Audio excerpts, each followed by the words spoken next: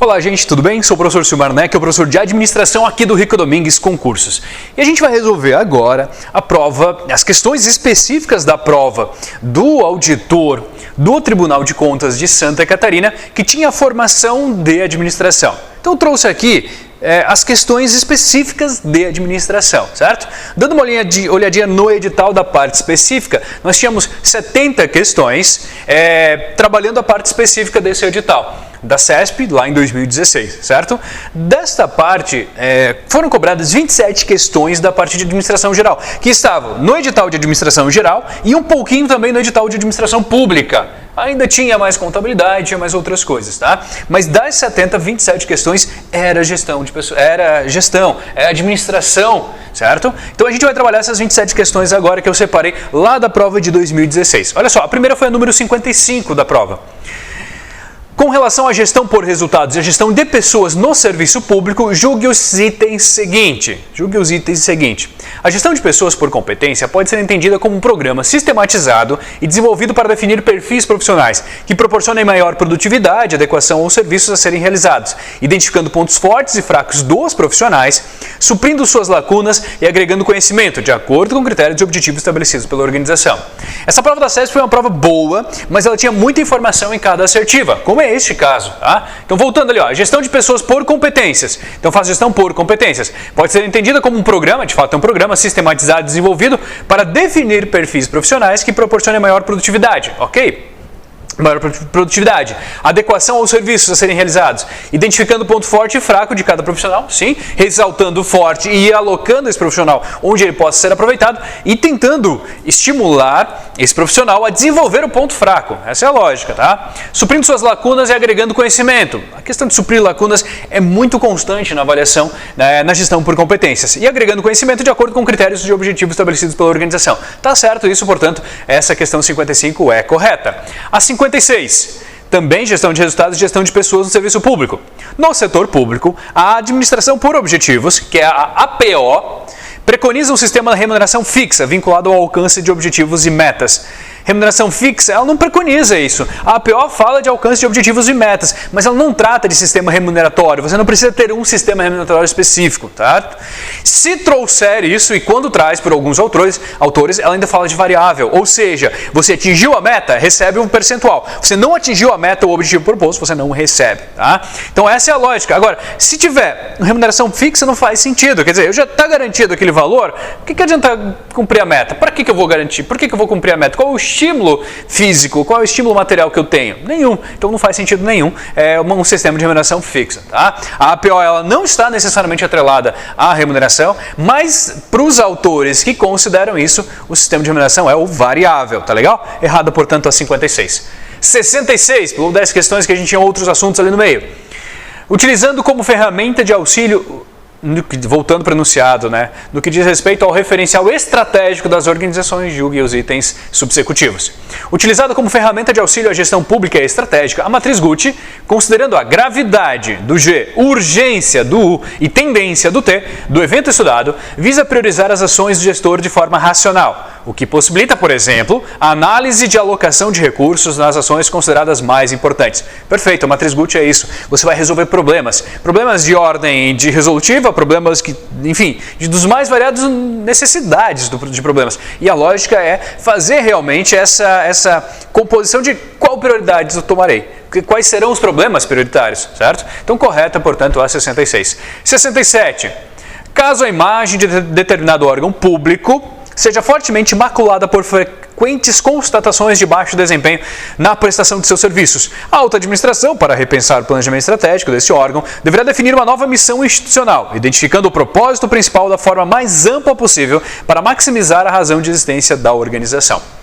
Alguns pontos para se analisar aqui, olha só.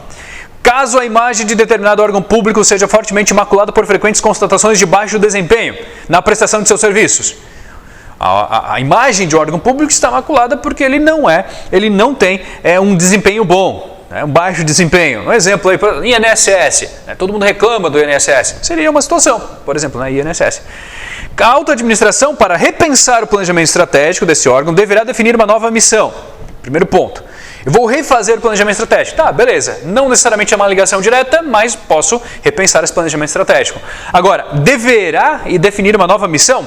Não sei. Pode ser que a missão esteja certa, mas o erro esteja na parte mais básica. Então não tem uma obrigatoriedade de definir a nova missão. Primeiro erro, portanto, não tem obrigatoriedade de definir essa nova missão. Continuando. Identificando o propósito principal de forma mais ampla possível. Gente, missão organizacional não é de forma mais ampla possível, é de forma mais diretiva possível, de forma mais específica possível. Para deixar claro para as pessoas, se eu definir a missão de forma ampla, cada um vai para um caminho diferente, a gente não vai ter uma uniformidade. Então está errado, não funciona dessa forma. Tem 2 erros aqui, errada, portanto. 68. Referencial estratégico ainda, ó. Na elaboração do diagnóstico institucional de uma empresa pública, a análise interna caracteriza-se por ser restritiva e controlável, e por identificar pontos fortes e fracos da organização. A análise externa, apesar de ser ampla e estar relacionada com o conhecimento de aspectos externos da organização, ainda lida com o ambiente controlável. Aqui, basicamente, ela está perguntando a diferença entre ambiente interno e externo. Quem faz isso para a gente muito bem é a SWOT. SWOT analisa o ambiente interno do ponto de vista de forças e fraquezas. E todas são controláveis. Eu consigo aproveitar as minhas forças e eu consigo melhorar as minhas fraquezas. É o que ele trouxe aqui. A análise interna caracteriza-se por restritiva e controlável, identificar pontos fortes e fracos. A análise externa trata de identificar no ambiente, a condição do ambiente. A pergunta que eu faço, eu consigo gerenciar esse ambiente? Os concorrentes, a economia, os clientes, os fornecedores? Não, né? Então, olha só. Apesar de ser ampla e estar relacionado com o conhecimento de aspectos externos da organização, até aqui está certa. Ainda lida com o ambiente controlável? Não, não é controlável. Eu não consigo controlar o ambiente externo. Errada, portanto, pegadinha no final, tá? Próxima, 69. Indicadores de desempenho agora. O padrão de comparação, índice aceitável para avaliar comparativamente padrões de cumprimento, é um componente básico do indicador de desempenho. É um componente básico ter um padrão de comparação? Sim, né? Eu preciso ter um padrão de comparação. Não adianta de nada ter um indicador se eu não tenho um referencial, né? Indicador se usa para quê? Para avaliar. Ao fazer a avaliação, a primeira etapa da avaliação ou do controle, como você queira entender, a primeira etapa vai ser definir referencial, definir o padrão. Então eu tenho que ter esse padrão referencial primeiro, para depois o indicador medir, comparar, está dando certo ou não está, beleza? Correta aqui, é necessário essa comparação, esse índice, tá? 70. Os componentes básicos do indicador de desempenho incluem medida, grandeza puramente qualitativa, que permite classificar as características, resultados, consequências dos produtos, processos ou sistemas, e a fórmula, um padrão matemático que expressa a forma de realização do cálculo. Grandeza puramente qualitativa, indicador de desempenho é puramente qualitativo? Não. A grande maioria dos indicadores de desempenho são quantitativos. Então não é puramente quali. Está errada. Errada. Próxima. Teorias de administração, julgue os próximos itens. Na administração por objetivos, a APO, uma das primeiras questões que a gente já fez aqui, né? A segunda questão perguntando sobre a APO, administração por objetivos. Os administradores e seus subordinados, após identificarem objetivos em comum, formularem metas de forma consensual e participativa e discutirem a contribuição das suas responsabilidades de acordo com os resultados esperados, serão avaliados em consonância com o alcance desses objetivos. Sim, a APO é tudo isso. Por isso que a APO, ela também é passível de cobrança como avaliação de desempenho. Avaliação de desempenho por objetivos, em cima disso, tá? Então, correta, portanto, aqui, está certa a 71. 72. Ainda sobre teorias de administração. Em consonância com o posicionamento de Max Weber, a teoria da administração clássica valoriza a burocracia e preza pela eficiência e atendimento humanizado às demandas ao cidadão.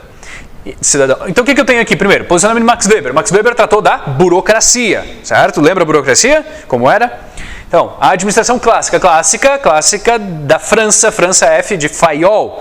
A administração clássica e a burocracia, o que elas têm em comum? Valoriza a burocracia? Valoriza. Preza pela eficiência? Eficiência, a gente sempre focou nos meios nesse período. E o atendimento humanizado às demandas do cidadão? Não, tem nada de humanizado disso. Tá? Ele trata todo mundo igual. Só que as pessoas não são iguais. De perto ninguém é igual, nós somos todos diferentes. Então esse conceito de igualdade no atendimento é papo furado da burocracia, não funciona. Deixa o troço muito lento primeiro e vai te fornecer um serviço que você não quer. Não quero isso, eu quero outra coisa. Ah, mas eu só tenho esse pacote, é isso que eu consigo oferecer. E aí você precisa se adequar ao que a organização está oferecendo, porque ela não consegue se adequar à sua demanda. Por quê? Porque ela está generalizando, tratando todo mundo igual. Essas duas teorias sim trabalhavam dessa forma, tratando o cidadão ou o cliente, todo mundo como igual. Nada de humanizado é isso, por isso está errado e por isso elas não funcionam. 73, também sobre teorias de administração. A teoria clássica da administração baliza-se nos princípios da unidade de comando, de amplitude de controle, de divisão do trabalho. Nesse sentido, em uma empresa em que o trabalho realizado deve ser reportado sempre ao supervisor imediato e ao diretor do setor, a fim de garantir que a análise do desempenho seja feita sob perspectivas diferentes, tem-se um exemplo de observância do princípio da unidade de comando. Então, várias coisinhas para analisar, de novo, é uma prova bem feita, trazendo vários pontos em cada assertiva. A teoria clássica França Fayol, da administração, baseia-se nos princípios de unidade de comando. Você tem um chefe só. Você responde a uma pessoa só. Ok? Ela trazia isso. Amplitude de controle, número ideal de pessoas para determinado chefe gerenciar. Precisa definir isso, estudar, encontrar esse número para cada situação. Legal, ela faz isso. E divisão do trabalho, também prezava pela divisão do trabalho. Os elementos estão certos, portanto, todos são da teoria clássica. Mas tem mais coisas. Nesse sentido, em uma empresa em que o trabalho realizado deve ser reportado sempre ao supervisor imediato e ao diretor do setor. Quer dizer, eu estou prestando contas para duas chefias, para dois chefes. Dois chefes não é uma unidade de comando. Continuando, a fim de garantir que a análise do desempenho seja feita sob diferentes perspectivas. Beleza, faça isso. Agora, olha só, tem-se um exemplo do princípio da unidade de comando, da observância do princípio da unidade de comando? Não, não temos. Nós temos dualidade de comando, temos dois chefes aqui. Então, está errada, portanto, a 73. A unidade de comando aconteceria se você prestasse contas somente ao supervisor imediato. E ponto. Ele prestaria contas ao chefe do setor, tá? Ao diretor do setor, no caso. Tá? Então, está errado aqui, não é unidade de comando. A 74, também das teorias. Segundo a teoria contingencial é do depende, viu? Lembra? Não há modelo organizacional exclusivo nem modelo melhor que outro, porque as organizações são sistemas abertos e que necessitam de cuidados de administração e tratamento adequado ao tipo de atividade que desempenham e ao ambiente em que se encontram. Tá certo isso? Tá, né? Não há modelo exclusivo, não há modelo melhor para um caso. Porque tudo depende. As organizações são sistemas abertos? Sim, são. A gente aprendeu isso com a teoria dos sistemas e a teoria contingencial utilizou desse conceito para dizer, gente, não tem um padrão. Não existe uma única forma de gerenciar as empresas. Que necessita de cuidado de administração e tratamento adequado ao tipo de atividade que desempenha e ao ambiente. Então, vai depender do quê? Da atividade e vai depender do contexto. Por isso a gente faz lá em planejamento estratégico uma análise interna e análise externa. Então, depende muito disso. Não há um padrão também para as organizações. Por quê? Porque assim como as pessoas, as organizações são diferentes. E por que as organizações são assim como as pessoas? Porque as organizações são feitas de pessoas, tá legal? Então, sim, tá certo, é exatamente isso que defende a teoria contingencial. A 75 fala sobre cultura liderança nas organizações. Já mudou o tema agora. Os líderes formais são responsáveis pela criação de uma cultura organizacional sem influência de outros agentes internos ou externos à organização, razão porque as relações entre estilos de liderança e cultura de determinada organização já fornecem descobertas-chave a respeito do seu modelo de atuação. Certo? Isso está errado. Olha só. Os líderes formais são responsáveis pela criação da cultura organizacional? Líder formal é o chefe. Ele é responsável pela criação? É responsável. Agora, sem influência dos demais agentes? Não, tem influência sim. E aí pode marcar errado, tá? Razão pela qual as relações entre estilos de liderança e cultura já fornecem descobertas-chave. Aí começou a trazer uma argumentação falaciosa para tentar justificar um erro maior para ver se pegava o pessoal. Não, tá errado, portanto, nessa 75. A 76, sobre processos organizacionais, planejamento, tomada de decisão. Normalmente, o tomador de decisão que adota o estilo integrativo utiliza poucas informações no processo decisório. Por esse motivo, ele pretere a criatividade e prioriza a avaliação dessas informações de maneira crítica, detalhada e centralizada.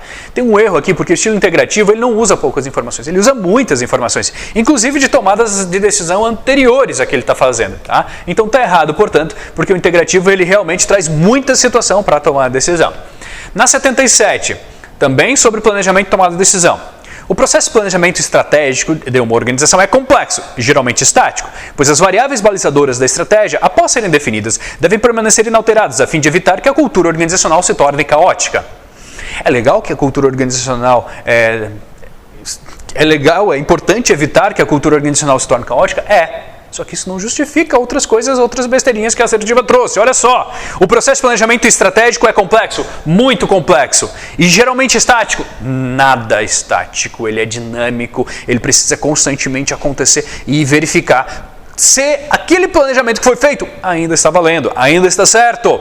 Está errado aqui, portanto, pois as variáveis balizadoras da estratégia, após serem definidas, elas devem ser constantemente testadas. Ainda é isso? Ainda está certo? Não mudou o contexto? Ok? Deve permanecer alteradas? Não, está errado, portanto, aqui é a questão 77. Se você tentar bater de frente com a mudança ambiental, teimando em manter uma ótica de outro momento, a organização está fadada ao fracasso, com certeza. Tá?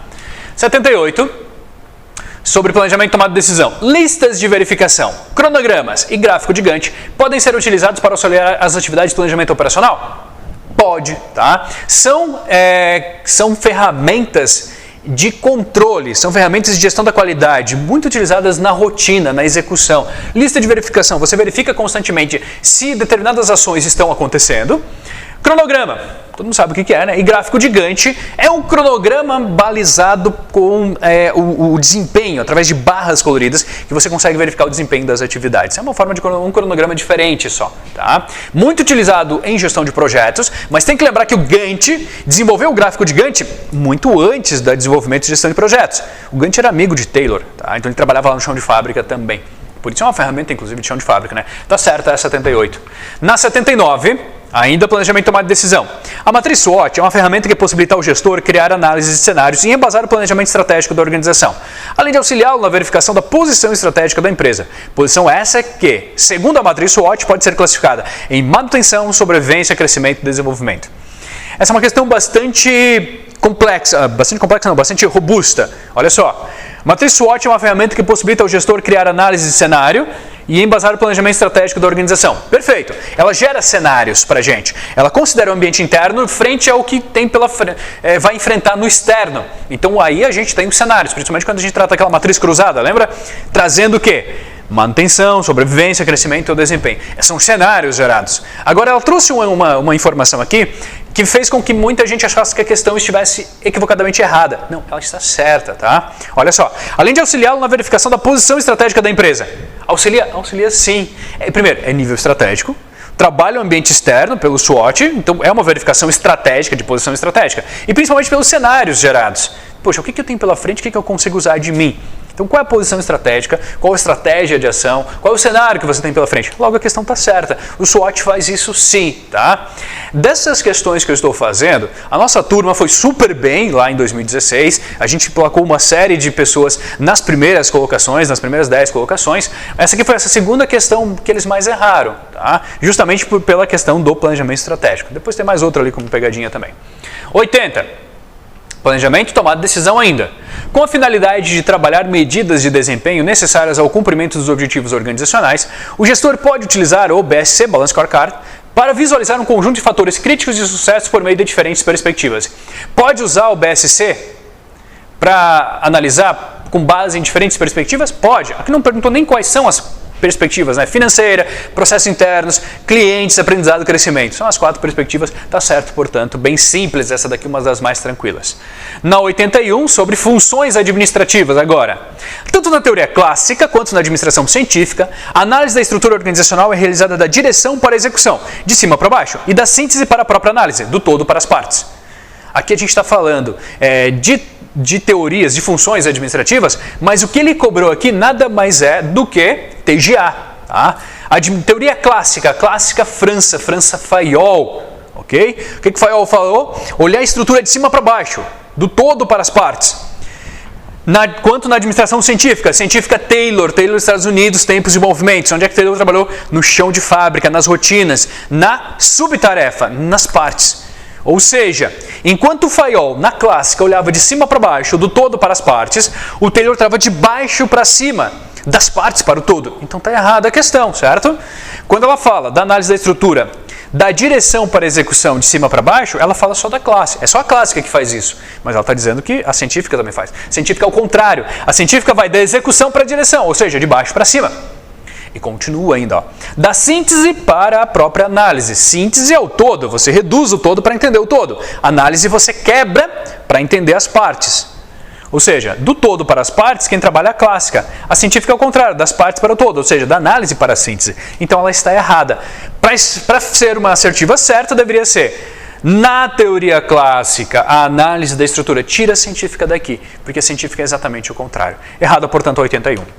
82. Caso decida departamentalizar a organização para aumentar a cooperação interdepartamental e diminuir os níveis de especificidade do trabalho, o gestor deverá adotar primordialmente a departamentalização funcional, na qual cada departamento corresponde a uma função principal. É isso?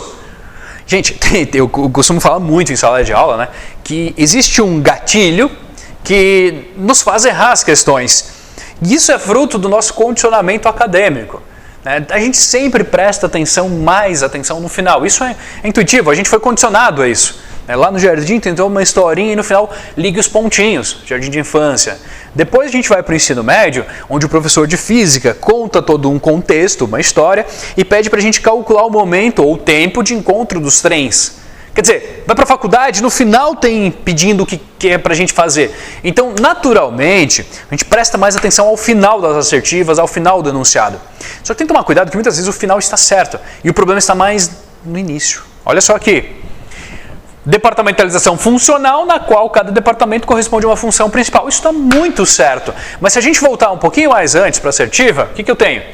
Caso decida departamentalizar sua organização para aumentar a cooperação interdepartamental e diminuir os níveis de especificidade, diminuir a especialização, o gestor tem que adotar a departamentalização funcional? Não.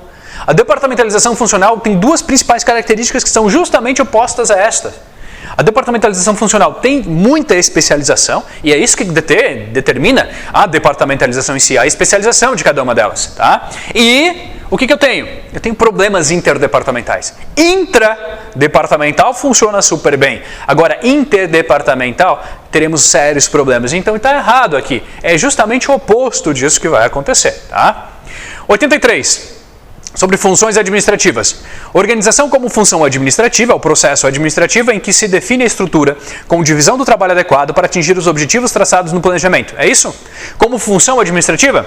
Porque lembrem-se que a organização ela pode aparecer de duas formas, como função administrativa ou como unidade social. Duas ou mais pessoas buscando um objetivo em comum é uma organização como unidade social. Agora, como função administrativa, é um processo, faz parte do processo administrativo, que define a estrutura com divisão do trabalho? Sim. Para atingir o que foi traçado no planejamento? Perfeito. É a alocação de recursos para chegar onde a gente queria. Tá? Correta, portanto, a 83. 84. Acerca da gestão de pessoas nas organizações, julgue os itens subsequentivos. Em uma situação de equilíbrio organizacional, a organização caracteriza-se como um sistema ao qual seus participantes concedem contribuição enquanto recebem incentivos proporcionais aos seus esforços. O tema equilíbrio organizacional ele pode ser explorado de muitas maneiras, mas basicamente do que ele trata? De um equilíbrio. Tem que ser bom para a organização e tem que ser bom também para as pessoas. Aí a gente tem um equilíbrio. E o que trouxe exatamente a 84. Funciona super bem. Está correta, sim, essa é 84. 85. Sobre gestão de pessoas. A gestão de pessoas relaciona-se à função de controle da administração, porque tem o objetivo de acompanhar as tarefas e, com base em indicadores, assegurar que elas sejam desempenhadas de acordo com os padrões e políticas da organização. Lembra que eu falei que daquela questão anterior foi a segunda mais errada? Esta foi a que o pessoal mais errou, tá? Essa foi a principal delas. Quando a gente trabalha o processo administrativo, as funções, a gente trabalha lá planejamento, organização, direção e controle. Planejamento, definir futuro, traçar ações, metas, onde é que você quer chegar daqui a um determinado tempo? Isso é planejamento. A organização aloca recursos, faz a alocação dos recursos para cada situação. Direção é gestão de pessoas, é o engajamento das pessoas para usar os recursos e atingir o que foi planejado inicialmente. E o controle verifica se isso aqui está levando ao que foi planejado, ok? Beleza. A gestão de pessoas relaciona-se à função de controle da administração porque tem o objetivo de acompanhar. A pessoa leu isso? Não leu isso? A gestão de pessoas relaciona-se à função controle. Tá errado. Gestão de pessoas, o Silmar sempre falou que é direção. Peraí. Continua lendo. Relaciona-se à função de controle porque tem o objetivo de acompanhar as tarefas. Quando eu acompanho as tarefas das pessoas, que função que eu estou fazendo? Eu estou motivando? Eu estou engajando? Não, eu estou controlando. Então, se ele tivesse trocado aqui o porquê por quando, o que daria no mesmo nesse caso, ficaria mais evidente que a questão está certa. A gestão de pessoas relaciona-se à função controle da administração quando tem o objetivo de acompanhar as tarefas e, com base em indicadores, assegurar que elas sejam desempenhadas de acordo com os padrões e políticas da organização. O porquê ou quando é que não muda nada. A questão está certa sim. Quer dizer, direção é o engajamento das pessoas, é gestão de pessoas. Mas quando eu faço gestão de pessoas, eu não tenho que planejar as pessoas? Sim, planejamento da força de trabalhos. Depois, eu não tenho que direcionar e colocar cada pessoa no seu trabalho? Isso é organização. Aí eu faço a motivação, eu faço a comunicação, que é a própria direção, mas eu preciso controlar essas pessoas também. Então percebam que em gestão de pessoas vai ter a atuação das 4 funções como em qualquer outra área da administração e por isso a questão está certa, tá? Essa foi a que a galera mais errou, ou seja, a mais difícil de visualizar como que ela estava tratando, né? Correta, portanto, 85. Na 86, nos órgãos públicos, o processo de desenvolvimento de pessoas por meio de treinamento é dispensável, uma vez que a aprovação do candidato em seleção por concurso público comprova que ele já possui as habilidades e competências exigidas para o exercício do cargo ao qual foi contratado. Quer dizer, passou no concurso público, tudo certo. É pra gente, né? Não para o cargo, para o órgão. Por quê? Porque precisa sim ter uma capacitação. A gente sabe que o concurso público ele não garante qualidade nenhuma, né? Na prova de concurso público você tem que saber o quê? Marcar bolinha. Tá certo ou tá errado, é isso. Não quer saber se você sabe o conteúdo ou não. Você não está aprendendo conteúdo quando está estudando. Está tentando entender como é que marca as bolinhas. É isso que acontece na prática. E aí quando a pessoa entra, sim, precisa capacitar. Agora, a questão do treinamento vai muito além disso, certo? Treinamento, meus caros. Treinamento é indispensável para qualquer pessoa, em qualquer fase da vida profissional, seja o cargo que ele estiver tendo. Pode ser um alto escalão, um CEO da empresa, um presidente, pode ser aquela galera que acabou de entrar com um concurso público, que é um filtro, mas não mede qualidade. Então, é indispensável, gente. Errada, portanto, essa 86. Na 87... Na fase de concepção do projeto, logo na que a gente está concebendo um projeto no início, são apresentados a ideia inicial, proposta básica, que servirão de base para a fase de estruturação. Nessa fase de estruturação serão definidos os objetivos, os recursos necessários, a expectativa de resultado e a equipe de trabalho. É isso? Tem uma pequena falha aqui, tem uma pequena pegadinha. Quando a gente faz a concepção do projeto, a gente tem uma ideia inicial e tem uma proposta básica. Mas quando a gente faz isso, a gente já não tem uma expectativa de resultado? Tem. Então a expectativa de resultado não está na estruturação, ela está antes. A estruturação vai ser colocar de uma forma mais lógica toda essa expectativa de resultado. Tá? Então está errada, portanto, a 87. Na 88, ao analisar a viabilidade de um projeto, o administrador deve considerá-lo como atividade funcional da organização, realizada por encomenda, de caráter temporário e que deve resultar em múltiplos produtos de solução combinada. Atividade funcional... Tem ressalvas aí, tá? Agora, pior que isso ainda, o que é? Múltiplos produtos de solução combinada. A gente vai ter um produto só no projeto. É um produto. Ele é customizado, ele é específico. Errada, portanto, essa 88. Na 89, sobre gestão de processos agora, tá? E gestão da qualidade.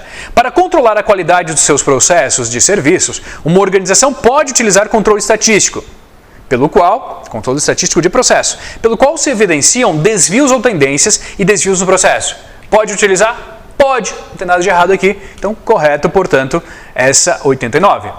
A 90 e última das 27 de administração geral. Ó. O fluxograma, ferramenta comumente utilizada no mapeamento de processos, facilita a visualização do processo e evidencia as relações entre seus elementos ao descrever graficamente um processo existente ou um novo processo proposto. É isso que ele faz? Utilizado no mapeamento de processos? Sim. Facilita a visualização do processo? Sim. Facilita graficamente a visualização desse processo. E evidencia relações entre elementos ao descrever graficamente um processo. Seja existente, seja um novo, sim. E isso está correto. Beleza? Então acho que deu para sentir que apesar de ser um cargo muito visado, auditor externo, num órgão muito bom para se trabalhar, com excelente clima organizacional, uma excelente carreira, a prova não foi de outro mundo. Era uma prova bastante acessível. Agora, tinha que controlar o quê? A questão mental aqui. Tá? O conteúdo não estava muito exigente. Agora, o que era exigido nesta prova realmente era o controle emocional, tá legal? Tá vindo o TCE por aí agora em 2020, então prepare-se, conte com a gente, um grande abraço e até a próxima!